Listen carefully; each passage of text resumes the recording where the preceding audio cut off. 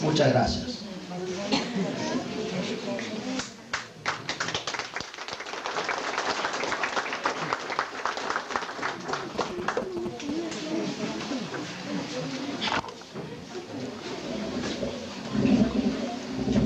Amados hermanos, que la paz del Señor Jesús esté hoy y siempre con todos nosotros, para que nuestros corazones rebosen de alegría y que también podamos vivir con amor y humildad, llevando a cabo la gran misión que nos ha sido encomendada. Quisiera, antes de abordar el tema central, hacer una breve explicación, especialmente a los más jóvenes y a los niños. Nuestra doctrina espírita fue codificada por el maestro Allan Kardec. El libro que la resume es el libro de los espíritus. Los mensajes que contiene son mensajes de los espíritus debidamente filtrados, debidamente examinados, para que no contengan ninguna mistificación.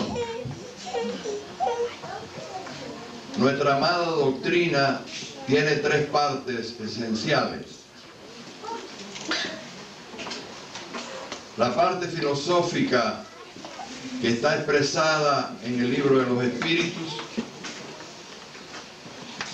y que nos dice, por ejemplo, que estos existen, que existe la reencarnación, que existe otra humanidad, que estamos aquí hoy y que nuestro destino actual obedece a los resultados de nuestro saldo de vidas pasadas. Muchas cosas más nos dice la filosofía espírita o espiritista. Después viene la ciencia espírita, que es otra parte importante de nuestra doctrina, y viene a confirmar lo que la filosofía espírita nos dice. La filosofía espírita nos dice que hay espíritus, la ciencia espírita confirma que hay espíritus. La labor de la ciencia espírita es, o sea, ha sido, es y será siempre confirmar los hechos. Esta es la única doctrina filosófica que se conoce que confirma científicamente lo que enuncia filosóficamente. Ahora hay otra tercera parte, es la parte moral. La parte moral de nuestra doctrina espírita es la más importante para nosotros, que estamos todavía necesitando de mucha evolución espiritual. Kardec y los espíritus trajeron la filosofía espírita y trajeron la ciencia espírita. Pero la moral espírita no, porque el espiritismo asumió como propias las enseñanzas y los ejemplos del Maestro Jesús. Entonces, mis queridos hermanos, cuando nosotros decimos, por ejemplo, decimos, Mateo 12:30, amarás al Señor tu Dios con todo tu corazón, con toda tu alma, con toda tu mente y con todas tus fuerzas, y amarás a tu prójimo como a ti mismo. No es porque yo sea evangélico,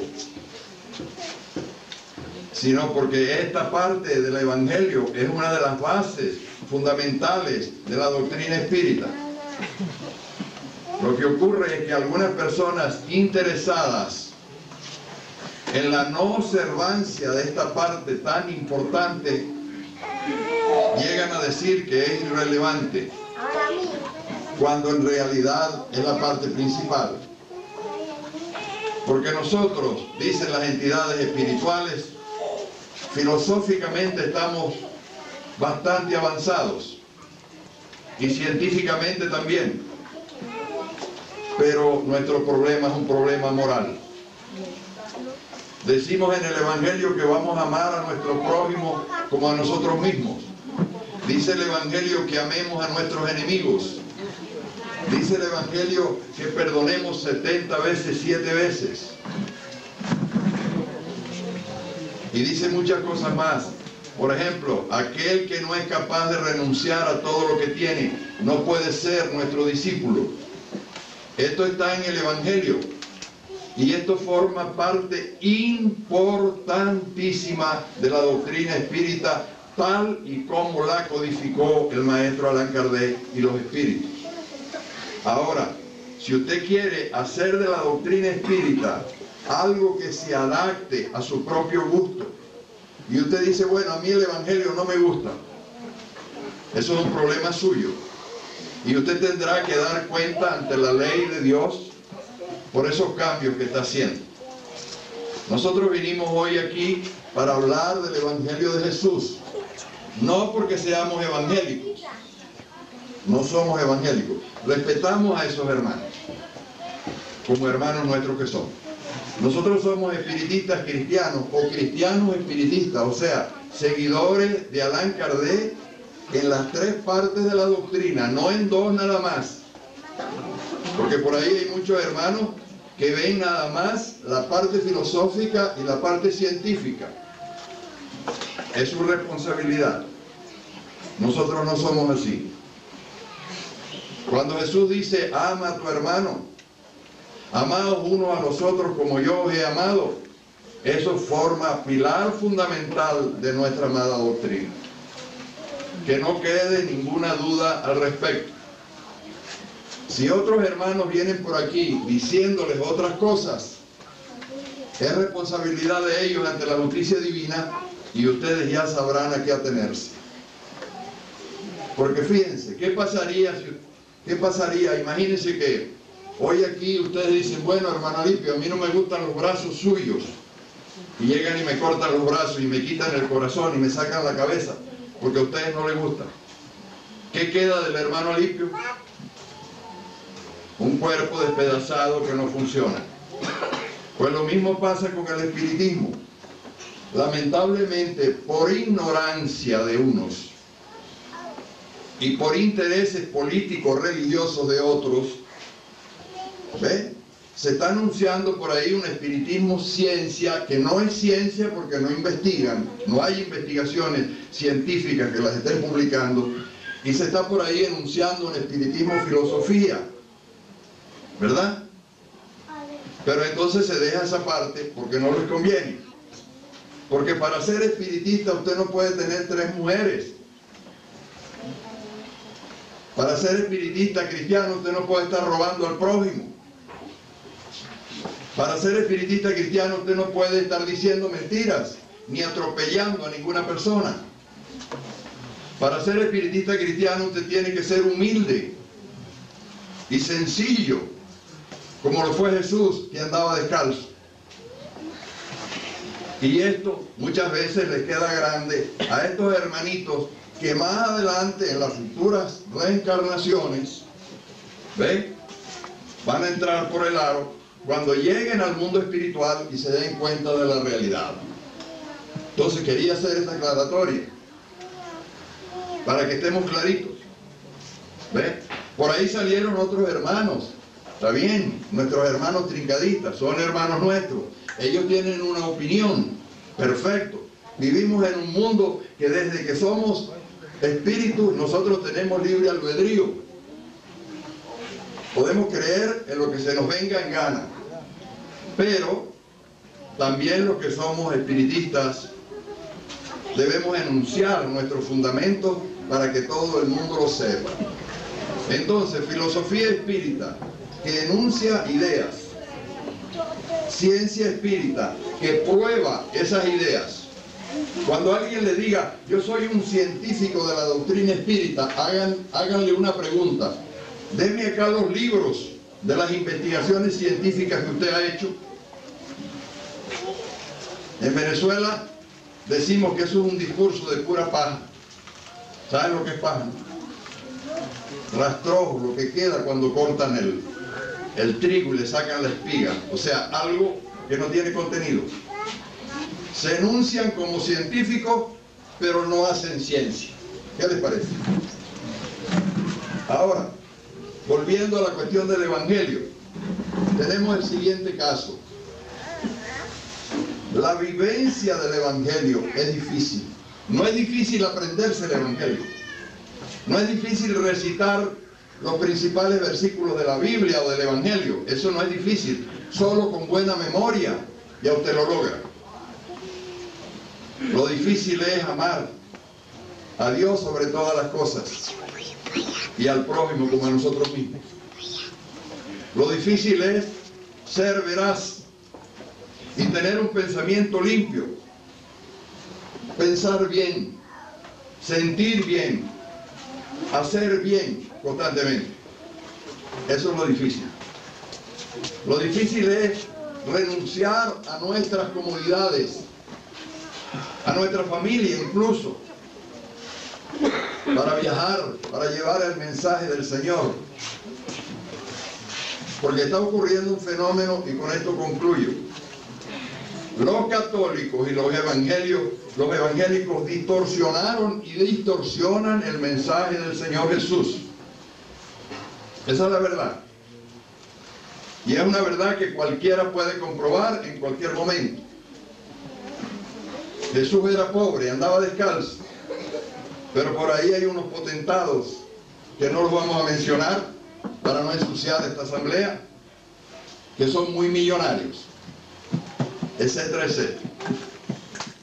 Entonces nuestros hermanos evangélicos y católicos han distorsionado el mensaje de Jesús para arrimar la brasa para su sardina. Incluso metieron la mano en la Biblia misma y la acomodaron a sus intereses. ¿Ve? Por ejemplo, los testigos de Jehová dicen en Deuteronomio que es muy malo que vayamos a consultar a los médiums espiritistas. Ahora, este es un libro que fue escrito hace como 3000 y pico de años, o 4000 años, no sé exactamente. Solo que la palabra mediums y la palabra espiritista, en la acepción que nosotros le conocemos, tiene apenas 160 años, no llega. ¿Qué hicieron entonces? Poner ahí una distorsión. No dice así el Evangelio original, la Biblia original. Ellos arriman la brasa para su sardina. Quieren otra, menos peligrosa. Mateo 5:44 tiene en la Biblia evangélica 16 palabras. Y en la versión Casiodoro de Reina tiene 32. Y los dos dicen que tienen razón, unos y otros. Pero alguien metió la mano ahí, o bien para cortar 16 palabras, o bien para aumentar 16 palabras. Y en cualquier caso, según las propias leyes de ellos, eso sería un delito para que fueran a los infiernos. Nosotros no creemos en los infiernos. Ahora, ¿qué está pasando en el movimiento espírita? Como no ha habido ese trabajo de estudio que se señala antes, porque muchas personas ni siquiera conocen bien el libro de los espíritus. Como no ha habido ese estudio profundo de la doctrina, de las 5 obras, y como muy pocos están comenzando ahora a recibir las obras de Francisco Cándido Javier, que se dice por ahí que es la reencarnación del propio maestro Allan Kardec, entonces ha habido distorsiones de todo tipo. Y esta que les mencioné es una de ellas. Un grupo muy importante de hermanos se quedan con la ciencia espírita y con la moral espírita, con la filosofía espírita. Solo que, como decía, no hacen ciencia, porque ciencia significa comprobación, ciencia significa investigación. En los últimos 100 años, estos hermanos científicos no han producido un solo documento. De hecho, el libro más avanzado sobre la mediunidad continúa siendo el libro de los medios. Tengamos cuidado con eso. El Evangelio del Señor Jesús no solo es el código de amor que rige a esta humanidad, sino que hoy sabemos, hoy estamos seguros que ese mismo código de amor es el que rige mundos más avanzados que el nuestro. Porque el Señor Jesús resulta que no solo es el comandante designado por Dios para gobernar la tierra moralmente, sino que su gobierno llega más allá y gobierna incluso la propia galaxia, Vía Láctea. Esta es la información que tenemos hoy y que muchos de ustedes no conocen. Ahora, dejar de lado el Evangelio de Jesús porque no me conviene, ya es un crimen para nosotros los espiritistas.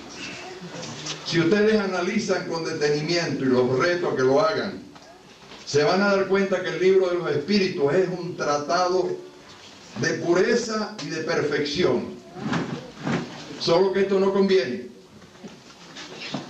Pareciera que conviniera que los hermanos se mantengan ignorantes de ciertas cosas para manejarlos mejor. Nosotros no venimos a ustedes con ese sentido. No queremos ni siquiera que nos aplaudan. Venimos aquí a traerles algunas enseñanzas que hemos cosechado en nuestras investigaciones y a regalarles algunos libros. Ni siquiera a vender libros. Nosotros no vendemos libros. Los regalamos. Claro, no nos hacemos responsables porque alguien a quien le hayamos regalado los libros los venda después. Ese no es nuestro problema. De la misma manera que les informo lo siguiente. Yo respondo por lo que estoy diciendo hoy. De hecho está grabado aquí, aquí y aquí. Pero yo no puedo responder por lo que ustedes entienden de lo que yo digo. Así que estudien y afinen su atención. Y ustedes dirán, ¿y de dónde sacó el hermano Alipio todas estas cosas? ¿Será que tienen algún asidero en la doctrina? Vamos a ver.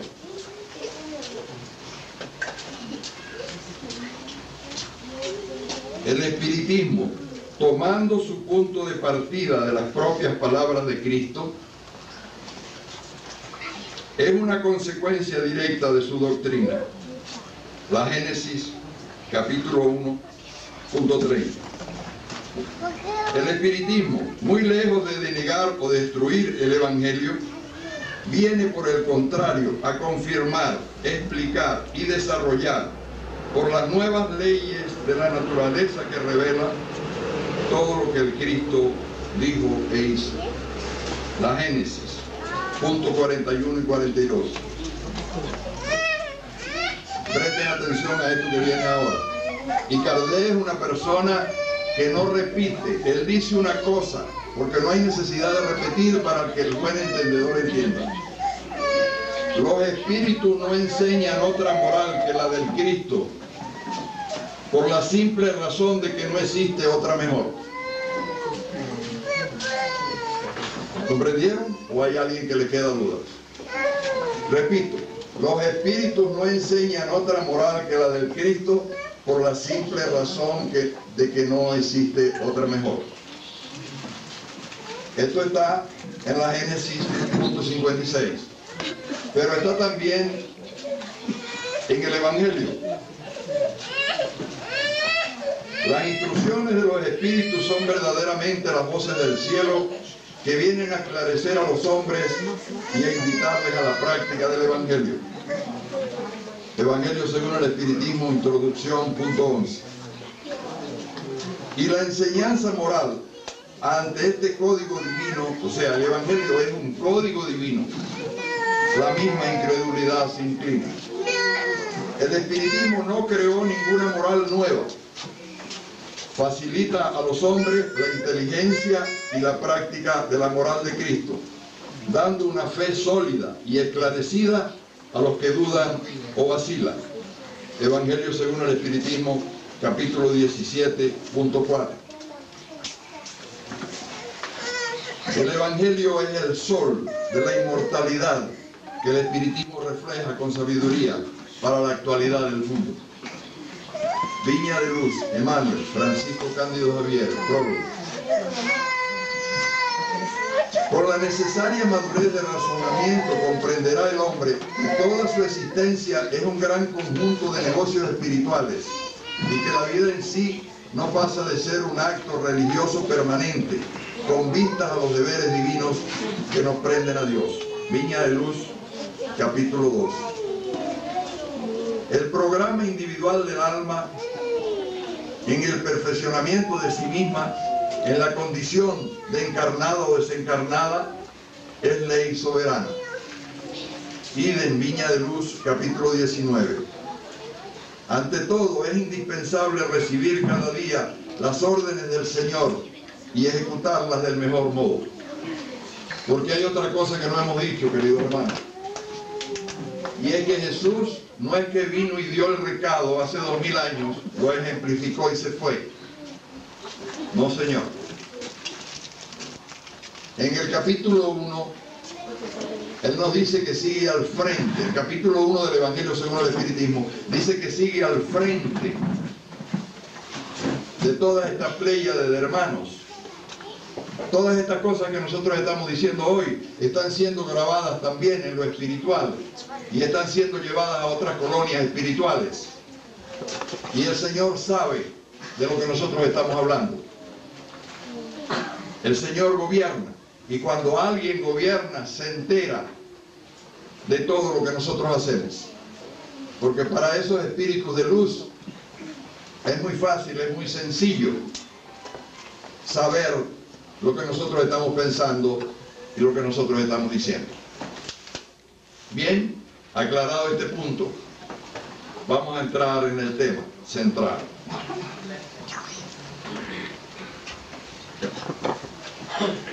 Tres cosas hay importantes en la doctrina espírita. O sea, hay muchas cosas importantes, pero hay tres cosas, mis queridos hermanos, que sobresalen por su importancia. Vamos a pensar así más o menos. Aquí tenemos colinas, tenemos algunas montañas, pero aquí sobresale el Tajumulco y el Pánaco. ¿Cómo es? Tacaná. Tajumulco y Tacaná. Sobresalen, ¿verdad? Bien. En el espiritismo hay muchas cosas importantes, pero hay tres que sobresalen. Si usted encausa su vida por estas tres cosas que le vamos a señalar ahora aquí, su existencia en la tierra habrá sido perfecta y usted llegará al mundo espiritual, donde será recibido con los más amplios honores.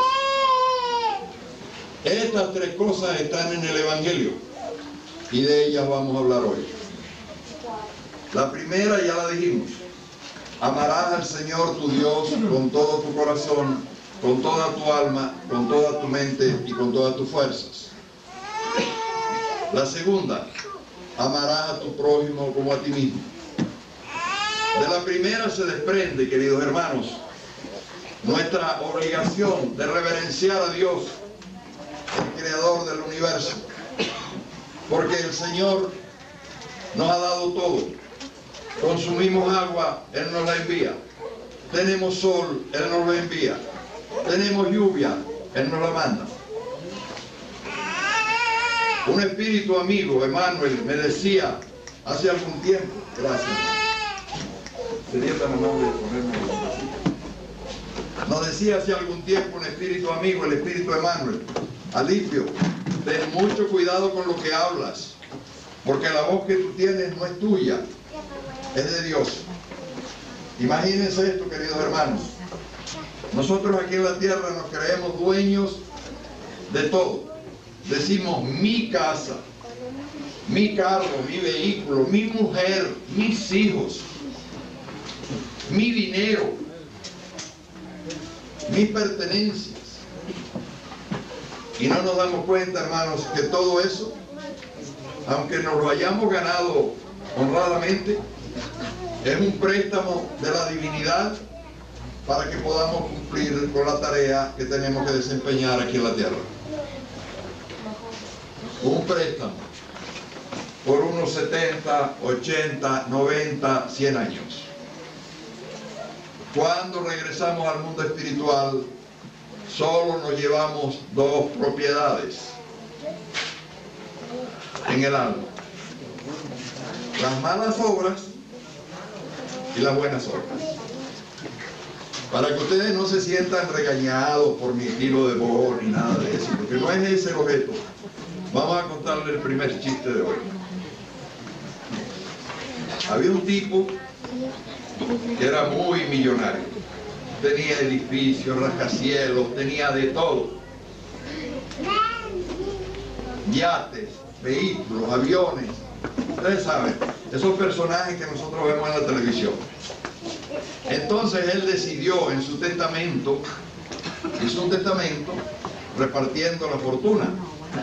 Pero él decidió que él quería que lo enterraran en una caja un poquito más ancha y que llenaran la caja alrededor de su cuerpo con billetes de $100, de $50, de $20, de $10, de $2 y algunos pocos de $1.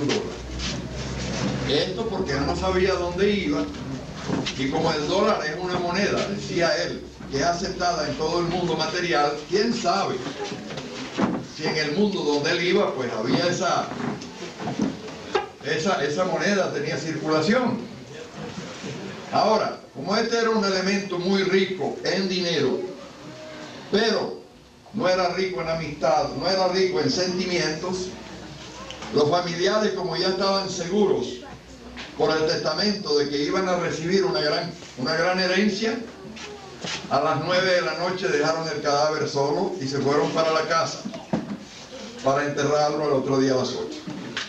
Y él tenía un amigo que lo conocía, y entonces el amigo se presenta en la funeraria con 2 contadores, con 2 máquinas de contar billetes y con varios asistentes que lo ayudan, y comienzan a contar todas aquellas pacas de billetes que le pusieron allí.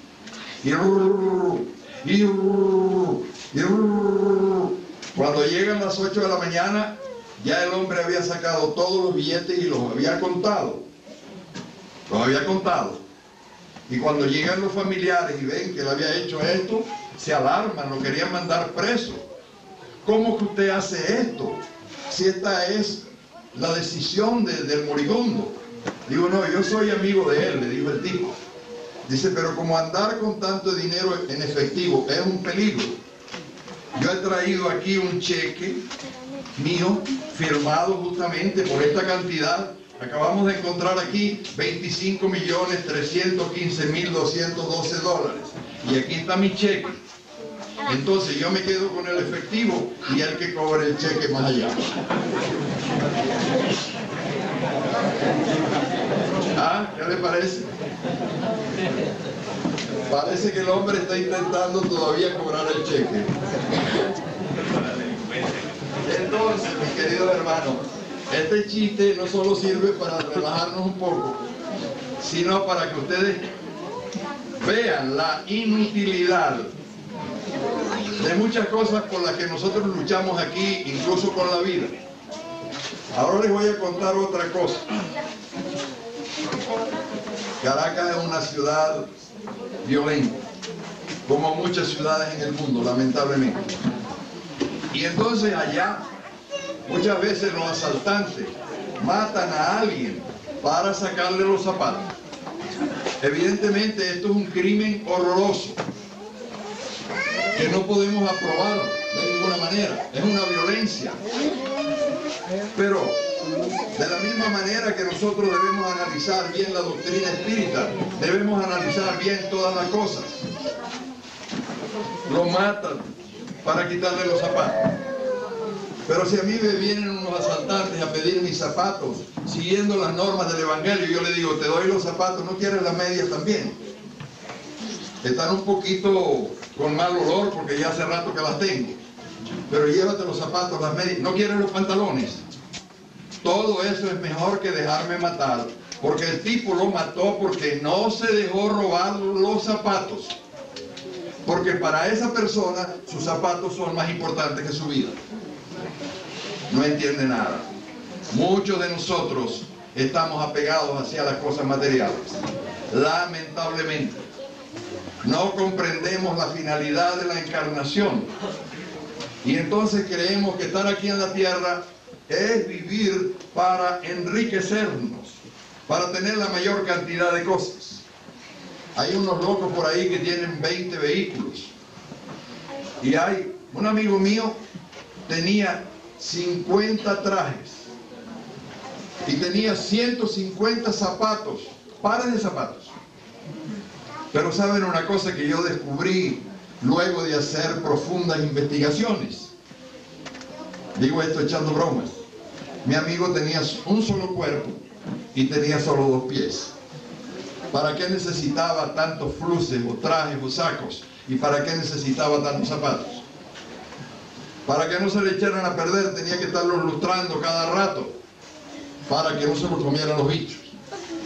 ¿Se dan cuenta? Mientras más tienes, más dificultades tienes. ¿Y cómo está nuestra relación con Dios como hijos de Él? Porque en el Evangelio se dice que nosotros somos hijos de Dios. Y el espiritismo confirma esa aseveración en muchas de sus partes. ¿Y cómo está nuestra relación con Dios? Parte fundamental de nuestra vida. ¿Será que estamos amando a Dios con todo nuestro corazón, con toda nuestra alma, con toda nuestra mente y con todas nuestras fuerzas? Si hay alguien aquí que está haciendo eso, por favor levante la mano o las manos, porque yo lo quiero abrazar y tomarle fotografías, porque es un caso raro. Lo cierto es que lamentablemente, mis queridos hermanos, la relación que nosotros tenemos con Dios es escasa. Y cuando nos dirigimos a Él, más o menos decimos a veces estas cosas: Señor, ya yo tengo mi camioneta vieja, ¿no podrías arreglar para que me manden una de un modelo mejor? O consígueme un mejor empleo donde yo tenga que trabajar menos y gane el doble.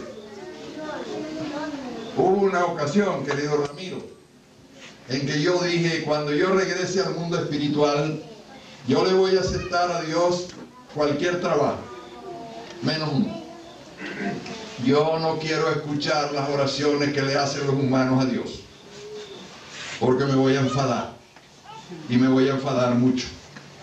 Porque hay otros que hacen sus oraciones y dicen: ay, Padre amado, le dicen, esa vecina que yo tengo es una sinvergüenza, tú lo sabes. Tú no podrías hacerme el favor de llevártela, aunque sea para Colombia, de manera que yo no le vea más la cara. Oraciones como esa. Estoy hablando en tono suave, porque aquí hay niños. Pero lo cierto es que las oraciones que hacemos son a veces hasta mucho peor que esas. La pregunta es obvia: ¿amamos a Dios hablando así? Ahora, es muy fácil criticar. ¿Qué sería un ejemplo de buena relación con Dios? Como dije antes, no vine aquí para que ustedes me aplaudan ni nada por el estilo. Me agrada mucho que me amen, pero estoy en la obligación de decir verdades. Tampoco vengo promoviéndome, porque sinceramente tengo más fama de la que desearía tener, porque la fama no ayuda mucho al trabajo cristiano. Bien, pero tengo unos ejemplos que los he vivido, y como los he vivido, quizá podrían servirle a alguno de ustedes. Nuestra primera experiencia fue con el cáncer que tuvo mi esposa en el seno derecho. Tuvimos que operarla de urgencia y lamentablemente la mutilaron porque le sacaron 14 ganglios. Ahora ella tiene el brazo así grueso y grande, con linfa allí acumulada. Pero nosotros no le pedimos al Señor que nos eliminara la enfermedad. Nosotros tan solo le pedimos al Señor que nos diera fuerzas para soportar aquella prueba. Y el Señor cumplió y nos dio abundantes fuerzas para soportar esa prueba. Después, alguna entidad espiritual nos informa que esta señora debe desencarnar en 2002. Ella hace una oración, no conozco su contenido, pero el cielo le concede una prórroga que ya va para 12 años. Precioso, ¿no? Bien, en el propio 2002 yo tuve una obstrucción intestinal que casi me corta la vida. Tuvieron que operarme de emergencia y hacer un bypass aquí. Y nunca le pedí a Dios que me sacara la enfermedad y que me diera la salud. Le pedí a Dios que me ayudara a comprender las enseñanzas ocultas que tiene una enfermedad y que me diera fuerzas para soportar la prueba. Hace un año, justamente hoy, nos hicimos un examen y hoy, tal día como hoy, el año pasado, nos dieron la noticia de que tenía un cáncer en el sigmoides y que tenía que operarme de emergencia. Otra vez, ese toque de la naturaleza para enseñarme a ser mejor. Otra vez la misma oración con Dios. Señor, dame fuerza para soportar esta prueba. Dame fuerzas para aprender la lección oculta que trae. El 5 de septiembre los médicos me operaron y me extirparon 32 centímetros de colon. En la fotografía se ve como si fuera un buen churrasco.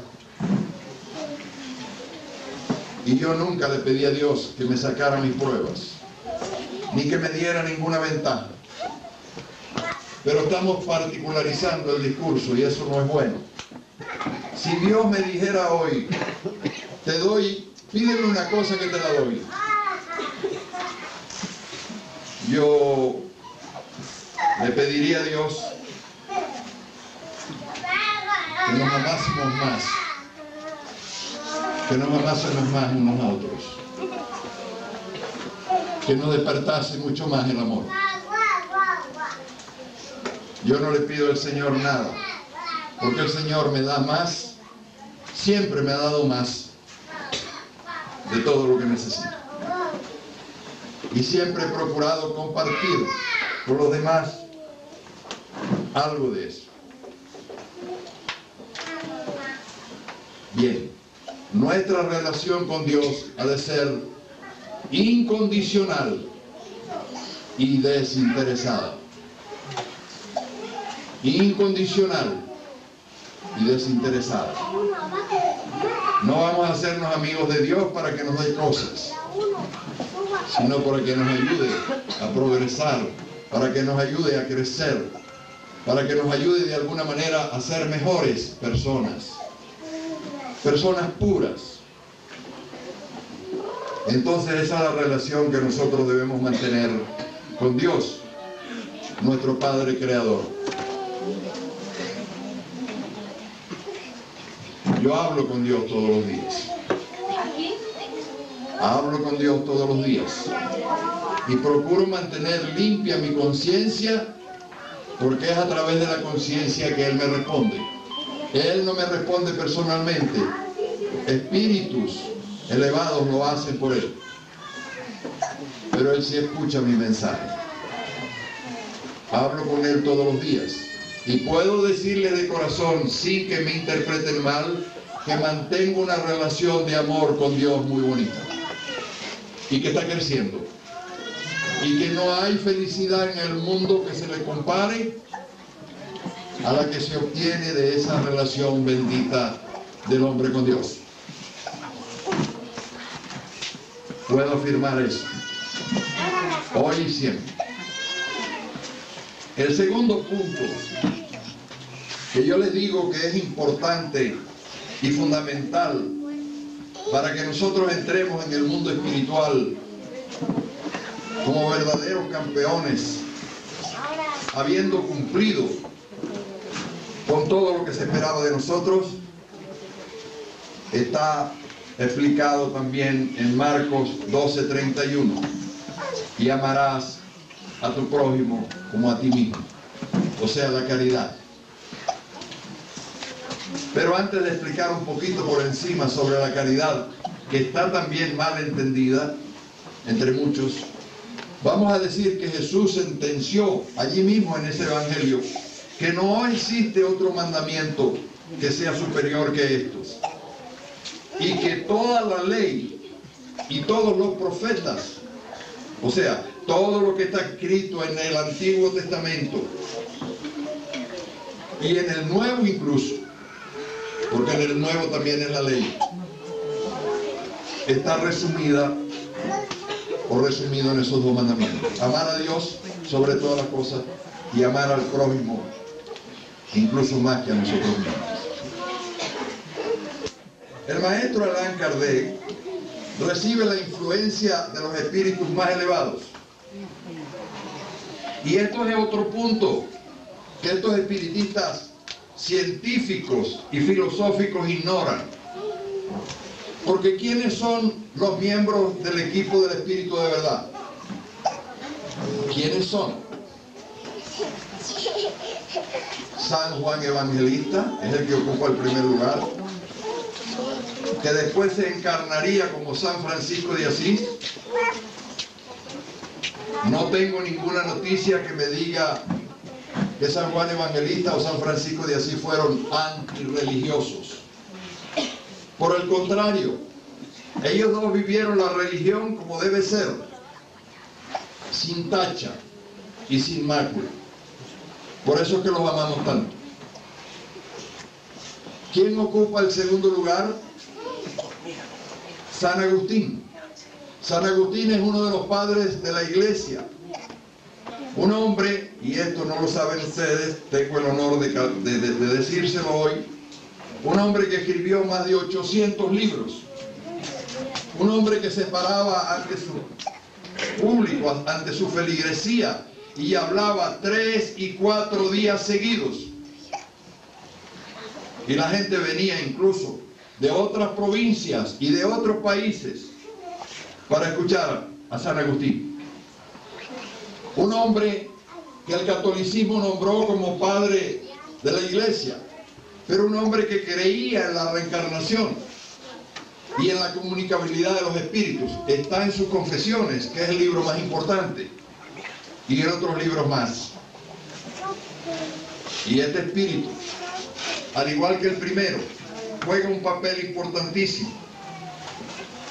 Podríamos decir que estos 5 espíritus que voy a nombrar en primer lugar, el libro de los espíritus es de ellos en más de un 90%. El tercero es San Vicente de Paúl.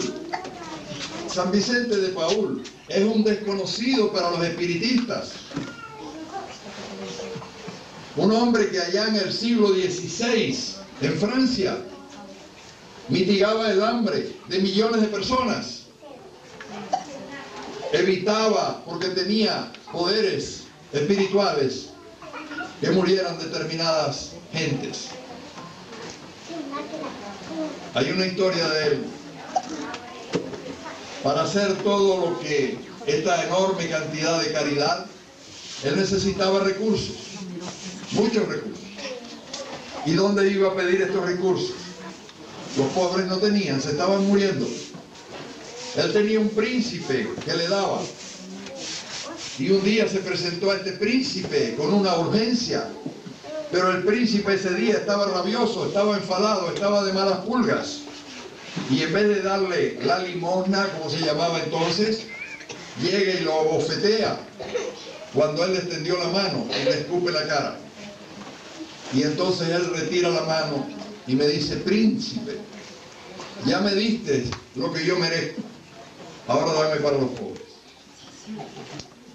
Y al príncipe, ante aquella humildad, ante aquel amor hacia los pobres, no le quedó más remedio que sacar su bolsa de monedas de oro y entregarse. ¿Cuántos de nosotros haríamos eso? Pues sentimos el honor, queridos hermanos, de que San Vicente de Paúl está allí en la comunicación Prolegómenos, firmando en los primeros lugares esa comunicación. El cuarto es San Luis. San Luis fue rey de Francia cuando tenía 10, 12 años de edad. Y era un espíritu tan sabio que Dios le permitió gobernar por muchos años. Y cuando el maestro Kardec funda la Sociedad Espírita de París, que jugó un papel tan importante en la fundación y el crecimiento del espiritismo, Jesús nombra a San Luis como el director espiritual de la Sociedad Espírita de París. Esto está escrito por el propio Kardec en diversos libros. El cuarto espíritu, fíjense la humildad de este cuarto espíritu. En realidad son dos espíritus. El espíritu de verdad es Jesús mismo. Está en la doctrina. Hay una comunicación de Jesús que aparece en el libro de los Mediums al final, y esa misma comunicación con pequeñas variantes aparece en el capítulo 6 del Evangelio según el Espiritismo. Solo que en el libro de los Mediums lo afirma Jesús, en el Evangelio según el Espiritismo lo afirma el Espíritu de verdad. Si ustedes piensan que los estoy engañando, vayan y consulten. Pero como el Señor Jesús, según vimos antes, tiene numerosas ocupaciones, porque no solo gobierna la tierra moralmente, sino que gobierna también toda esta parte del universo que compone la Vía Láctea, entonces Él tiene alguien, un asistente, un director espiritual. ¿Saben quién es? Nada más y nada menos que San Juan el Bautista. Entonces tenemos aquí que la doctrina espírita nace con San Juan Evangelista, con San Agustín, con San Vicente de Paúl, con San Luis, con Jesús y con San Juan Bautista. Después viene Sócrates, Platón, Franklin, Fénelon, todos ellos religiosos. No aparece por allí Carlos Marx ni Federico Engels, con todo el respeto que nos merecen. No están por allí ninguno de estos revolucionarios de pacotilla que lo que hicieron con su violencia fue destrozar al mundo y que no tienen hoy ninguna obra que sirva para nada en el campo del humanismo. Gústele a quien le guste. Estos son los mentores de la doctrina espírita. Hay más, alrededor de 200. ¿Y quiénes son? Fénelon fue sacerdote, presbítero. El arzobispo de Argel, el cardenal no sé qué. Todos religiosos. ¿Por qué ese antirreligiosismo ahora? ¿De dónde sacaron eso? Por supuesto, nosotros no somos católicos, no somos evangélicos, no somos de ninguna religión de estas dogmáticas, pero tampoco vamos a disparar nuestros cañones contra nuestros hermanos católicos y evangélicos, porque tenemos bastante trabajo que hacer con nosotros mismos. Entonces, en el decir de estos espíritus elevados, fuera de la caridad no hay salvación. ¿Qué significa esta frase? Esta frase es el emblema de la doctrina espírita. Solo que este emblema usted no lo ve por aquí, por la América hispana. No lo he visto en ninguna cátedra, no lo he visto en ninguna sociedad, no lo he visto en ningún centro espírita, porque les da vergüenza. Así estamos influidos por estos pseudo comunistoides, espiritoides, que no son ni una cosa ni la otra. Pero Kardec lo dijo claro: fuera de la caridad no hay salvación. ¿Y qué es la caridad? ¿La limosna que usted entrega para sacarse al pobre de encima? No. La caridad es el amor en acción. La caridad es el amor en acción. Repito, la caridad es el amor en acción. Solo que este amor tiene dos vertientes. La vertiente material, que se llama beneficencia, En la beneficencia usted agarra 5 kilos de frijoles y 2 kilos de arroz y se los va a dar a aquella vecina que está enferma y que no tiene comida. Con la beneficencia usted da cosas a aquellos que los necesitan. Si usted se deja engañar por alguien que no necesita y usted le da, el problema es suyo. Usted tiene que averiguar si el tipo que está recibiendo la caridad la merece. Pero eso es un problema que no es de Dios, eso es un problema suyo. Muchos hermanos vienen con el cuento y dicen, no, hay muchos que te piden y no necesitan. Yo sé de eso, porque en Caracas nosotros entregamos comida a los pobres, comida caliente todos los lunes. E identificamos muy bien a quien necesita de quien no necesita. Quien tiene hambre se le ve en el rostro. El espiritista que no sepa quién tiene hambre y quién no, sinceramente que estudie mejor la doctrina y que se ponga más en contacto con la gente, porque no sabe nada. Puede conocer a Kardec de memoria, pero no sabe nada. Entonces la caridad es amor al prójimo, amor que tú vas a planificar, no es que te vas a dejar robar, porque claro, si yo saco ahora un fajo de billetes que no tengo y le digo, mire hermanitos, ustedes quieren, el fajo de billetes se acaba en 5 minutos. No es así, no. La caridad debe ser planificada y llevada a cabo con orden y con disciplina. Ahora fíjense, queridos hermanos, y esto es importante también que lo graben.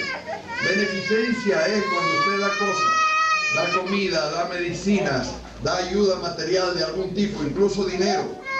Eso es beneficencia. Y es muy importante. Ahora, hay otra caridad que es más difícil. Porque en esta primera caridad usted da cosas.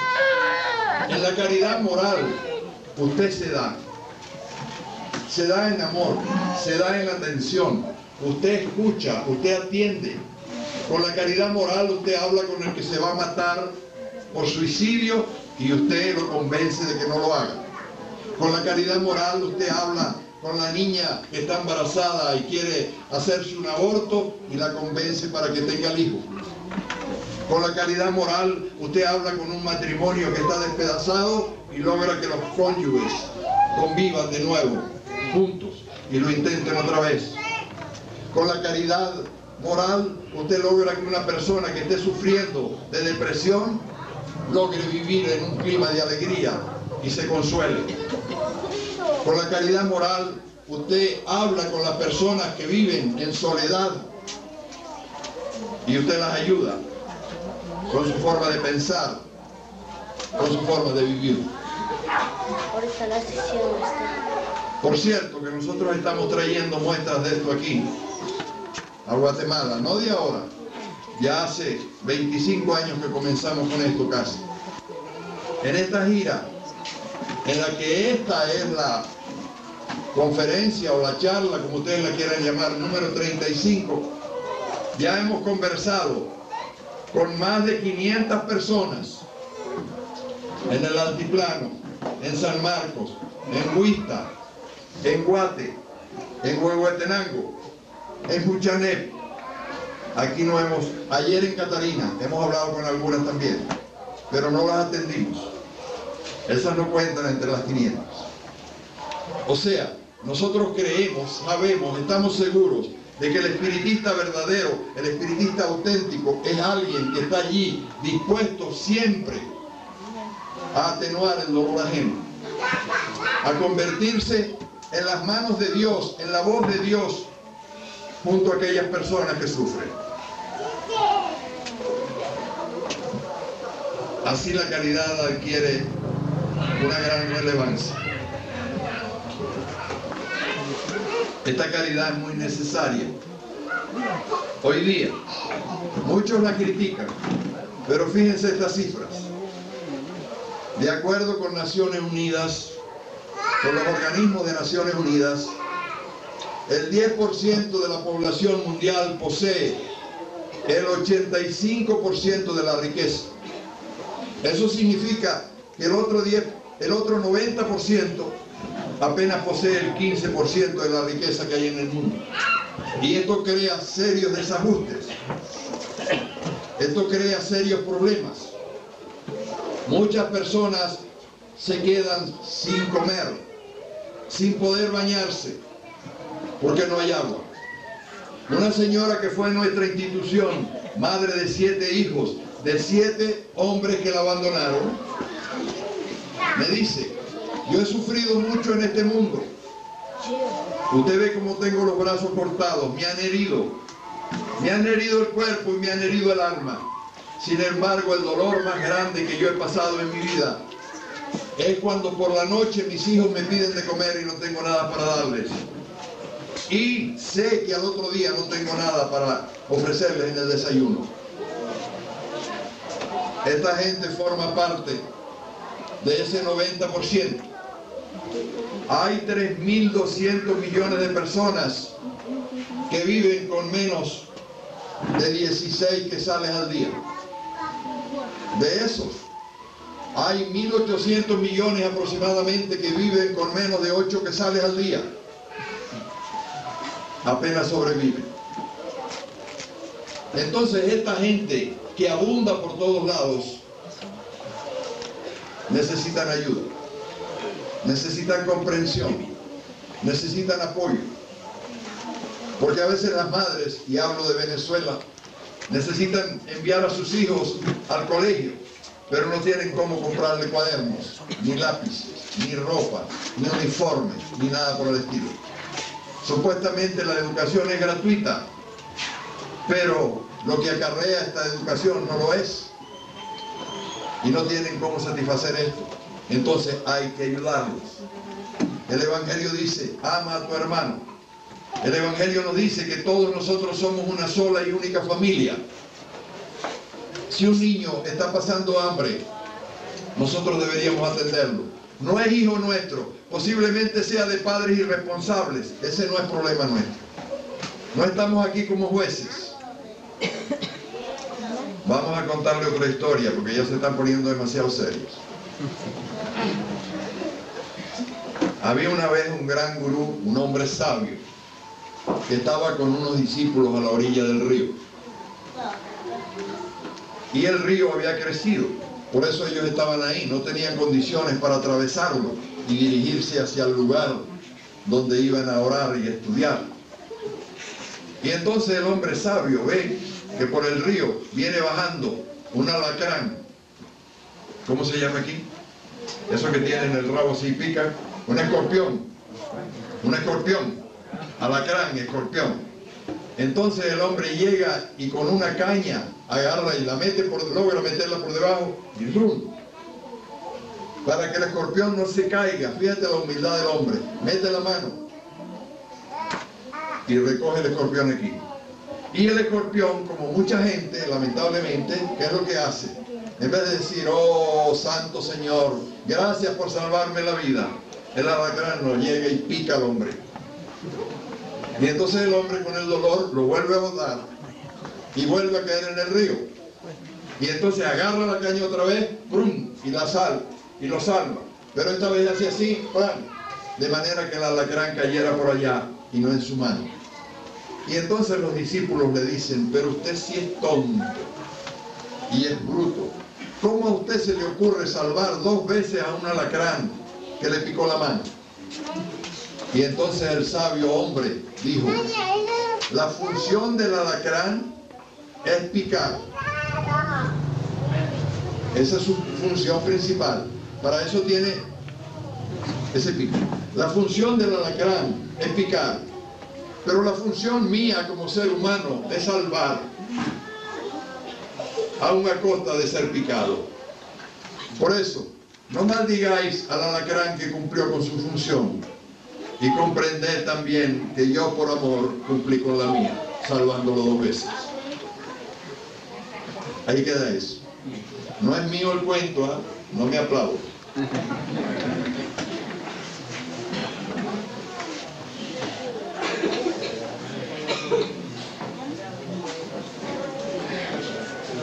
¿Cuánto tiempo llevamos?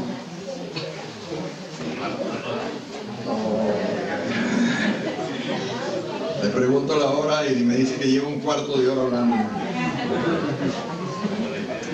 Ya llevo hora y media. Una hora y cuarto. Bien. El tercer punto, mis queridos hermanos, entonces quedamos claros. Primer punto, amar a Dios sobre todas las cosas, manteniendo una relación pura y limpia con Él. El segundo punto, amar a nuestros hermanos, siendo caritativos y dándole todo lo que podamos para que lleven una vida digna. Sobre este particular debo hacer un comentario antes de pasar a la tercera parte. Allá en Caracas, nosotros recibimos ropa, recibimos zapatos, recibimos todo objeto que nos quieran donar, que pueda servir para ayudar a otra persona que lo necesita. Aquí está el problema. A veces nos traen pantalones a punto de desencarnar. El otro día nos trajeron una bolsa de ropa que estaba tan llena de pulgas, y no estoy exagerando, que a pesar de que la aislamos y la botamos enseguida, nos llenó la institución de pulgas y tuvimos que hacer una, ¿cómo se llama eso? Una fumigación, correcto. Hay algunos hermanos que llegan y dicen, mira, aquí tengo esta nevera, ya no sirve, se le quemó el motor, no tiene gas, bueno, vamos a llevarla para el centro espírita. ¿Ven? Creen que el centro espírita es un basurero de caridad. La regla es que siempre mi esposa me la recuerda. Yo no regalo nada que yo misma no usaría. Yo no soy capaz de dar una comida, porque esa es otra. La comida se está poniendo vieja en la nevera. Y cuando ya tiene como una semana ahí, y esta está buena para los pobres. ¿Por qué le vas a dar a los pobres ahora, después de una semana? ¿Por qué no le diste el primer día, cuando la comida estaba fresquita? Entonces la regla es, nunca deja a otros cosas que no sirven. Dale a otros lo mismo que tú consumes. Porque eso es lo justo. ¿Qué clase de personas somos si nosotros comemos lo mejor y damos al pobre lo que nos sirve? Este no es el mensaje que Jesús nos dio. Muchas veces los grandes hombres que ha tenido la historia se han quedado sin comer para dar su propia comida a otros. Han sido grandes ayunadores. Pero esto de ayunar tiene un sentido más profundo. Se debe ayunar de palabras, se debe ayunar de groserías, se debe ayunar de comida. Pero esto es muy difícil. Yo estoy tratando de inducir aquí a mi casero, aquí en Catalina, don Marco Antulio Robles, para que me acompañe en un ayuno. Pero no he logrado convencerlo todavía. Porque los ayunos son difíciles de llevar, teniendo en cuenta la calidad de la comida y el hambre que nosotros acumulamos. Entonces vamos a dar a los pobres cosas buenas, útiles y buenas. Finalmente, el tercer punto. Este es el más difícil, porque mantener una buena relación con Dios no es difícil. Mantener una buena relación con nuestro prójimo no es tan difícil. Ahora, este tercer punto, que está en el Evangelio también, y que está en Mateo 5:48, y en el Evangelio según el Espiritismo, capítulo 17, es cuando Jesús dice, sed perfectos. Esto significa que como obligación principal, todos nosotros tenemos que ser buenos con Dios, buenos con nuestros semejantes y luchar contra nosotros mismos para dominar nuestras imperfecciones. Se reconoce al verdadero espírita por su transformación moral y por los esfuerzos que hace para dominar sus malas inclinaciones.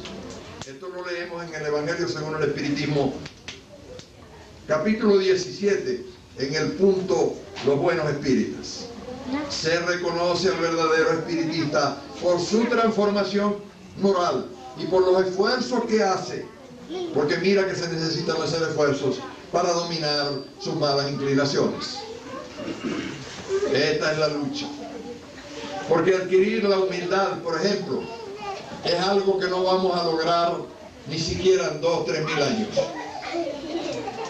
Adquirir la humildad significa a la vez dejar atrás el orgullo. Y el orgullo es una de las plagas terribles que tiene la humanidad. La gente muchas veces no da su brazo a torcer, no porque lo que le estemos diciendo no sea cierto, sino porque son orgullosos. Entonces el orgullo es un símbolo del atraso tremendo en el que vive esta humanidad.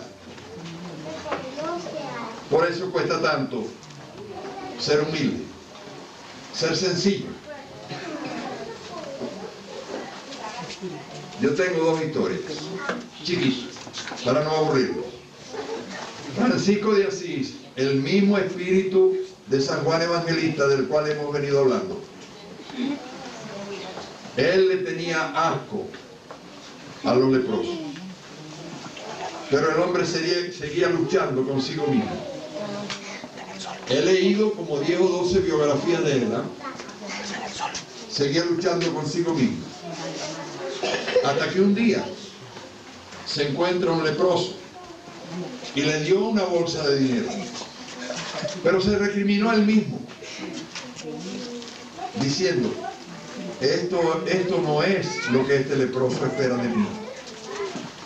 Entonces, venciendo su asco, descendió de su caballo y abrazó al leproso y lo besó en la cara, en sus heridas. Y fue tan grande el impacto emocional que vivió, que después iba a pasar las fiestas de fin de año y de Navidad en los leprosarios. Cosa que también, para los estudiosos, hacía nuestro Francisco Cándido Javier. Se iba a los leprosarios a pasar la Navidad con los leprosos. Porque es muy difícil tener lepra. Todavía es una enfermedad difícil, antiguamente más. Bien, como estamos haciendo algunas historias de mi vida, esta es importante también para algunos de ustedes. A Mensaje Fraternal llegó hace muchos años una mujer que daba un tremendo mal olor a orines.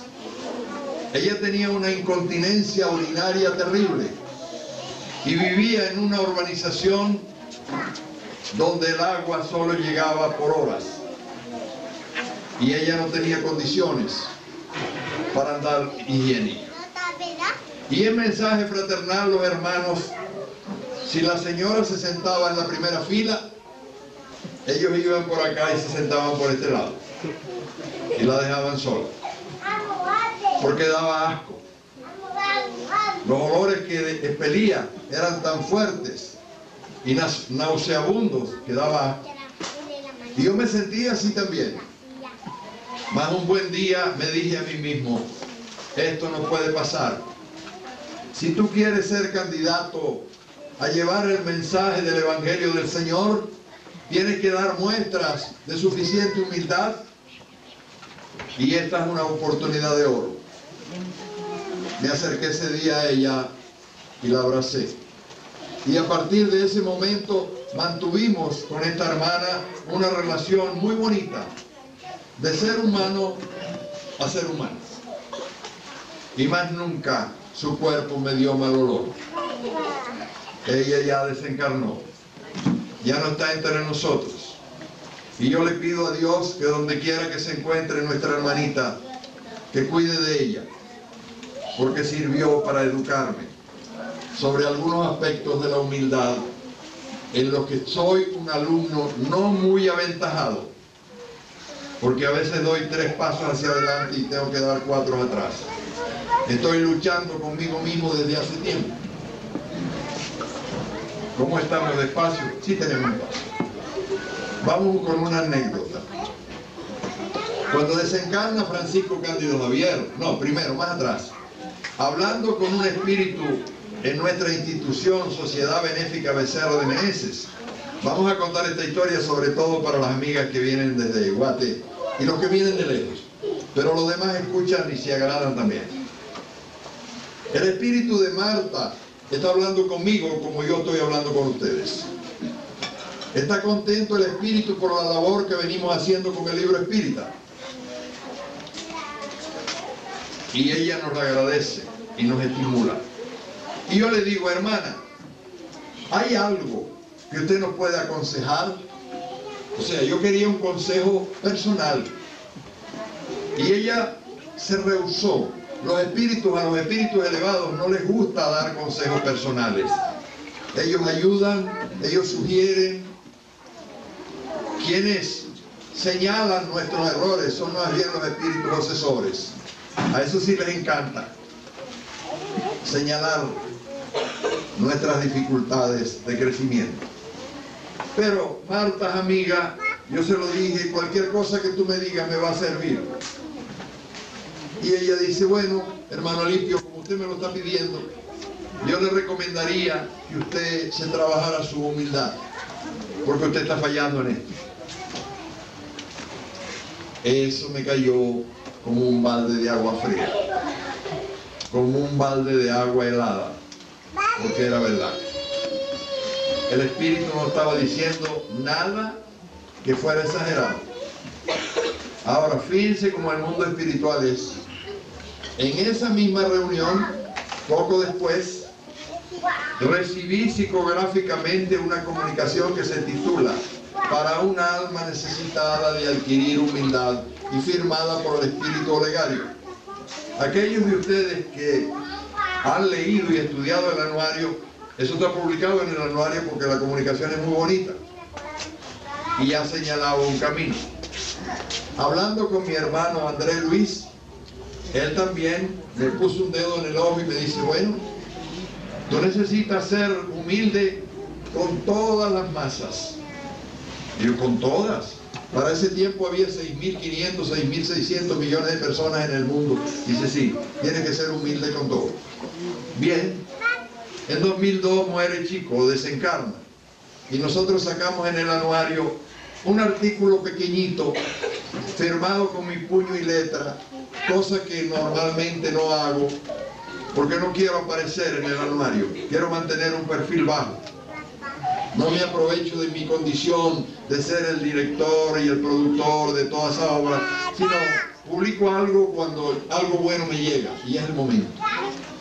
Y ese pequeño artículo era una alabanza de amor a nuestro Francisco Cándido Javier, de quien habíamos recibido tanto. Y fue bonito el artículo. Y un hermano peruano que ahora se encuentra en el mundo espiritual le escribe a Lidio una carta ensalzando la publicación y diciendo, entre otras cosas, que él sentía que el hermano Alipio González era una persona muy, pero muy humilde. Y lo decía de corazón, porque él leyó nada más el artículo, no me conocía mucho. Entonces yo llamo a Andrés y le digo, mira, tenemos esta carta, para que tú veas cómo es la cosa.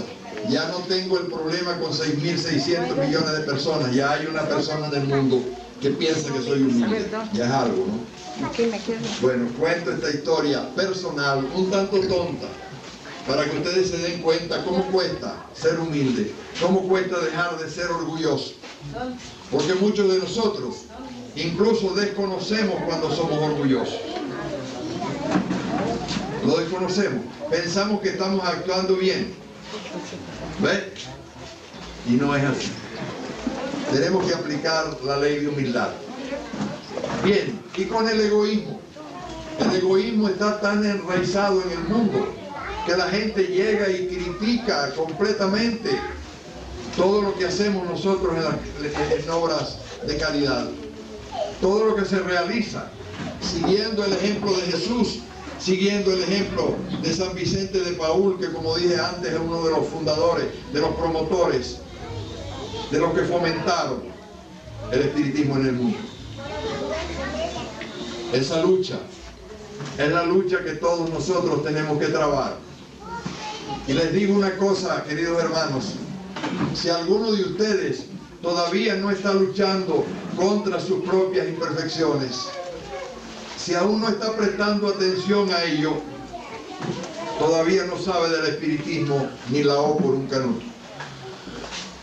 Hay que empezar, como bien lo dice en el libro de los espíritus, en la 919, el propio San Agustín, por casualidad, conócete a ti mismo. Conócete a ti mismo para que sepas qué es lo que tienes y para que sepas qué es lo que quieres transformar, qué es lo que necesitas transformar. Porque nosotros, dice el señor San Agustín, debemos hacer un análisis diario de todo lo que hacemos o dejamos de hacer, de todo lo que dijimos, de todo lo que sentimos. Hacer un balance diario para entonces tener una idea a la noche de cómo debemos procesar esa información para que nos ayude al día siguiente. Conocerse a sí mismo implica reconocer sus partes negativas para convertirlas en partes positivas. Y todos nosotros debemos hacer eso. Pero lamentablemente en el movimiento espírita no se está haciendo eso. Es más fácil criticar a los sacerdotes y a las monjas, criticar a los pastores, criticar a otras religiones, criticar a los que somos cristianos espiritistas o espiritistas cristianos. Eso es muy fácil. Lo difícil es ser bueno, es ser noble, es ser un buen hijo, es ser un buen padre, es ser un buen abuelo, es sacarse la comida de la boca para que otros tengan con qué vivir. Para los eruditos, que también los hay aquí, hay una traducción hecha por unos profesores de lenguas antiguas del Evangelio de Jesús, que no pasó por el filtro terrible de la Vulgata y de todas las cosas que vinieron después. Estos exégetas fueron a Roma a estudiar más de 5.000 papiros en el Vaticano y en otros monasterios, e hicieron un evangelio que está ahí, recibió la aprobación de la iglesia, pero como no conviene, porque es demasiado fuerte, lo tienen ahí dormido, esperando por tiempos mejores. En ese evangelio, Mateo 5:3, que normalmente se traduce como bienaventurados los pobres de espíritu, porque de ellos es el reino de los cielos. Estos sabios, hombres, franciscanos por cierto, tradujeron: dichosos los que eligen ser pobres. Dichosos los que eligen ser pobres, porque esos tienen a Dios por rey. ¿Qué significa esto? Significa que normalmente la humanidad hace un Dios de la riqueza. Pero cuando tú rechazas ese Dios para darle la connotación que la riqueza le está dando al mundo, entonces adoras a través de la pobreza al verdadero Dios. La riqueza ha demostrado no ser buena para la moral, porque a pesar de toda la riqueza que hay mucha hambre. A pesar de toda la paz que se enuncia, hay mucha violencia. A pesar de todas las medicinas y de todos los costosos tratamientos, nunca hubo tantos enfermos en el mundo como ahora. Porque el negocio de estar enfermo es uno de los negocios más productivos que existen en el mundo. Ser bueno implica estar más sano del espíritu. Y en consecuencia esa salud va a pasar al cuerpo. Pero nos estamos alejando del tema. Dichosos los que eligen ser pobres. Dichosos los que dicen: yo voy a comer hoy solo estos 2 platicos de comida, para la que sobra, dársela a algún hambriento que no necesita más que yo. Dichosos los que comparten su sueldo exiguo comprando algunos cuadernos y algunos lápices para que algunos niños pobres, verdaderamente pobres, de esos que viven en la calle, puedan aprender a leer y a escribir. Dichosos los que teniendo computadoras en sus casas que ya saben manejar, invitan a algún menor para que aprenda también, porque no tiene posibilidades no solo de comprar la computadora, ni siquiera de pagar las módicas cuotas que cobran en los cybers. Dichosos los que nos sacrificamos por los demás. Y finalmente, porque no queremos atribularlos, voy a decirles una de las revelaciones que tuvimos en esta gira, que ya hemos tenido varias. En el momento en que nos preparábamos para atender en San Marcos, con dos mediums, uno de ellos presente aquí, don Ricardo, y otra medium más, a 202 personas. Atención que duró toda la mañana y toda la tarde. Tuvimos una evidencia. Y en esa evidencia se me mostraba al Señor Jesús en una estampa, no vivo, cargando su cruz. Porque nosotros pensamos que esto